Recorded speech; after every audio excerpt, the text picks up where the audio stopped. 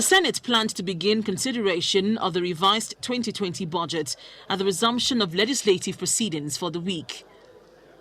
But this is not to be, as the chairman of the Committee on Appropriation informs his colleagues that the sum of 186 billion naira was omitted from the revised budget for the health sector. We put a call to the minister, explain to the minister that there's a need. If actually they want this money to be spent, there should be a letter telling us to include that into the bill. Then she promised that she was going to send a letter yesterday, and we waited to the end, up to the end of business yesterday. That letter has not come. We are supposed to have the entire bill presented to us.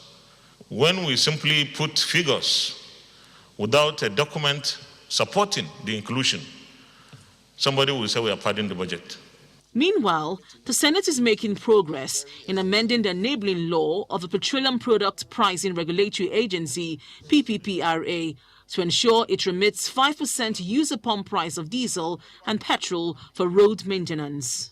The Federal Road Maintenance Agency Act provides that the PPPRA shall remit 5% user pump price of diesel and petrol for road maintenance in our country.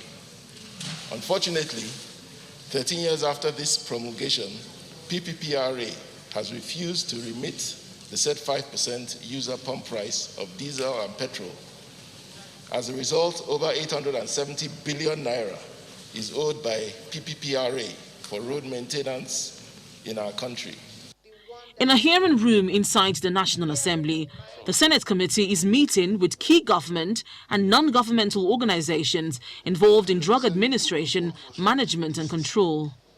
The meeting is called to discuss a motion where the Senate recommended that the federal government extend the import duty and value-added tax waivers granted on medical supplies to essential drugs such as anti-malaria and drugs to treat diabetes, hypertension and cancer. If import duty is made free for all, then the imported drugs will start competing with the patriots. I will call them patriots local manufacturers. The only remedy you can give Nigerians is that these drugs should be imported freely, with every tax, so that some people who will feel importing them via air, bringing them in any means that within these 6 months, so there will be competition and bring down the drugs. The committee says it would hold more meetings with NAFDAC, customs and non-governmental organizations to find a solution on how best to provide sufficient drugs for Nigerians, at the same time protect local manufacturers of drugs in the country. Linda Akibe, Channels Television News.